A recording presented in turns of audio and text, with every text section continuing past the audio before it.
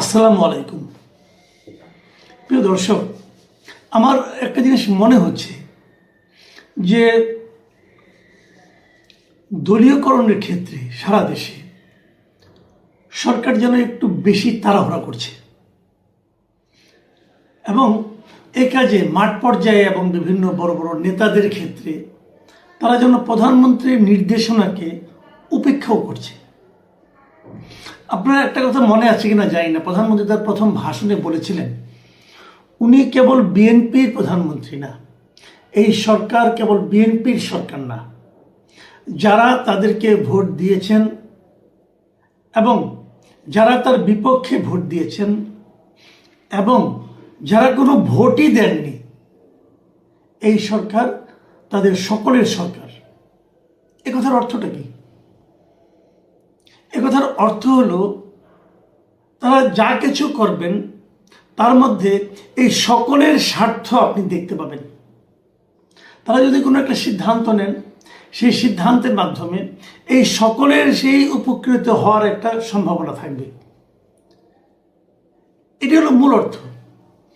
কিন্তু আমরা কি বাস্তবে গত এই প্রায় এক মাসই হয়ে গেল, গত এক মাসে কি বাস্তবে সেই ধরনের কোনো নমুনা আপনারা দেখতে পেয়েছেন?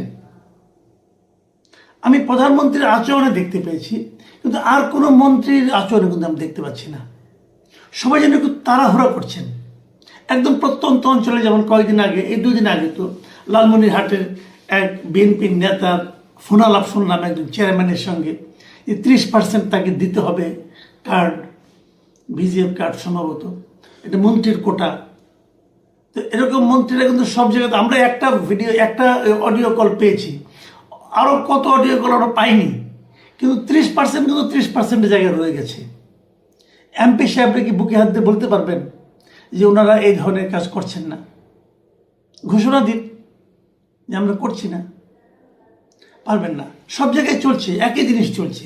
চাঁদাবাজি কি বন্ধ হয়েছে? ঢাকা শহরে বন্ধ হয়েছে। এই ঈদের মৌসুম, জিজ্ঞাসা করেন না, ফুটপাতে যত লোক বসে জিজ্ঞাসা করেন চাঁদাবাজি বন্ধ হয়েছে কিনা। একটা সামান্য বাদামওয়ালা, যে লোকটা বাদাম বিক্রি করে, তাকেও চাঁদা দিতে হয়। সেই চাঁদার ভাগ কোথায় যায়? সেই চাঁদার ভাগকে এখন আওয়ামী লীগ নিতে আসে, নাকি ছাত্রলীগ, নাকি স্বেচ্ছাসেবক লীগ? তারা কি ওই চাঁদার ভাগ পায়? কোথায় যায়? কে না জানে? জিজ্ঞাসা করেন, নাম ধরে বলে দেবে সবাই। কেউ চেষ্টা করছেন এগুলো থামানোর জন্য? আমি কিন্তু বুঝতে পারি না। কাজে অবাধে চাঁদাবাজি চলছে এবং চাঁদাবাজিতে দলীয়করণ চলছে, মানে বিএনপির লোকজনই চাঁদাবাজি করছে। এমপি সাহেবরা তাদের পার্সেন্টেজ নিয়ে টানাটানি করছেন, বিভিন্ন তাদের চামচাদের মাধ্যমে ধমক দিচ্ছেন, একে ধমক এর ধরে আনো, তাদের মাইরে আনো, এগুলি করছেন। আরেকদিকে মন্ত্রী পর্যায়ে আমরা কি দেখছি? যার যার মন্ত্রণালয়ে দেদারসে চলছে। আমি কয়েকটা উদাহরণ তো আপনারা এর আগে দেখছেন। এলজিআইডি মিনিস্ট্রি, আমাদের মহাসচিব যেখানে বসে আছেন, বিএনপির মহাসচিব, ওনার মন্ত্রণালয় করলোটা কি? সবগুলি সিটি কর্পোরেশনের দলীয় লোককে প্রশাসক হিসেবে নিয়োগ দিল। আমি আবারও বলছি, এটা বিএনপির জন্য যদি বুমেরাং না হয় তখন আমাকে বলেন। কারণ এরা কতদিন থাকবে ওখানে? অনির্বাচিত হবে, কতদিন থাকবে? 1 মাস, 2 মাস, অথবা 6 মাস, অথবা 1 বছর। 1 বছর থাকতে পারবে না, তার আগে কিন্তু আন্দোলন শুরু হয়ে যাবে। যদি 6 মাস থাকে, 6 মাসে তারা কি নিজেদের ইমেজ বৃদ্ধি করতে পারবে? কেউ পারে বাংলাদেশে একদম শেষ করে দেওয়া, যেহেতু কোনো ফান্ড নাই, কোনো রকম নিয়ম নীতি ছিল না গত 1.5 বছরে। তার আগে তো আওয়ামী লীগ লুটপাট করেইছে। সেরকম একটা জায়গায় যে 6 মাসের জন্য মেয়র হয়ে অথবা প্রশাসক হয়ে আপনি কি করতে পারবেন? আপনি কি জনগণের প্রত্যাশা মেটাতে পারবেন? পারবেন না। মাঝখান থেকে কি হবে? যখন আপনি 6 মাস পরে নিজেই ক্যান্ডিডেট হবেন, তখন মানুষ বলবো, আচ্ছা আপনি তো এই আকাম কুকাম করছেন, অথবা এই প্রত্যাশা মেটাতে পারেন নাই, অতএব আপনাকে আমরা কেন ভোট দেব? এটা একদম বুমেরাং হয়ে যদি দেখা না দিয়েছে, তখন আমাকে বলেন। এই মূর্খতা, এই বোকামিটা, এই আত্মঘাতী সিদ্ধান্ত তারা কেন নিল আমি বুঝতে পারলাম না। তারপরেই দেখলাম 42টা জেলা পরিষদেও ওনারা নিজেদের মতো করে প্রশাসক নিয়োগ করলেন। এরা কারা? এরা ওখানকার বিএনপি নেতা, কেউ সাধারণ সম্পাদক, কেউ অমুক, কেউ তমুক জেলা কমিটির, কেউ ইলেকশনে ফেল করেছেন, ফেল করে এসে এখানে প্রশাসক হয়ে গেছেন। মানে লজ্জাও করেন এদেরকে। যে লোকটা ফেল করার পর প্রশাসক হয়, তার তো একটু লজ্জা থাকা উচিত যে আমাকে তো জনগণ প্রত্যাখ্যান করেছে, আমি কেন এর চেয়ে বড় দায়িত্বে এখন যাচ্ছি? যেটা ঢাকা উত্তরেও হয়েছে। কেন? এখন অনেক আগে শুনেছিলাম বিএনপি বলেছিল যে যারা মনোনয়ন পাবেন না তাদেরকেও নানাভাবে পুরস্কৃত করা হবে, এই তার পুরস্কৃত করার নিয়ম। এটা তো আমরা চাইনি। সবশেষ কি দেখলাম আমরা, যে আমাদের শিক্ষামন্ত্রী উনি 7টা বিশ্ববিদ্যালয়ের উপাচার্য নিয়োগ করে দিলেন তড়িঘড়ি করে, একদিনের মাথায় 7টা বিশ্ববিদ্যালয়ের উপাচার্য একদিনে পরিবর্তন হয়ে গেল। কেন হলো? কোন ক্রাইটেরিয়া হলো? এবং যাদেরকে নিয়োগ দেওয়া হলো বিশ্ববিদ্যালয়ের উপাচার্য হিসেবে, এরা প্রত্যেকটা লোক মানে কঠিন বিএনপির রাজনীতির সঙ্গে জড়িত। তো তারা এখানে ভিসি হয়ে কি রাজনীতি করবে? শিক্ষামন্ত্রীকে তেল দিবে, নাকি তারা বিশ্ববিদ্যালয়ের প্রশাসনটাকে চালাবে, বিশ্ববিদ্যালয়ের একাডেমিক সিস্টেমটাকে করবে, আরো সচল করবে? কোনটা করবে? ঠিক একই জিনিস, যে জিনিস আওয়ামী লীগ আমলে দেখেছি, সেই একই জিনিস বিএনপি আরো দ্রুত বেগে, আরো তড়িৎ গতিতে করা শুরু করেছে। ভাই 2টা দিন অপেক্ষা করেন। বিশ্ববিদ্যালয়, ঢাকা বিশ্ববিদ্যালয়ে তো উপাচার্য নিয়োগের একটা নিয়ম আছে, আপনারা সেই নিয়মটা ফলো করেন। তা না করে তড়িঘড়ি করে আপনাকে এখনই একদিনেই করে ফেলতে হবে একটা অর্ডার দিয়ে। কেন?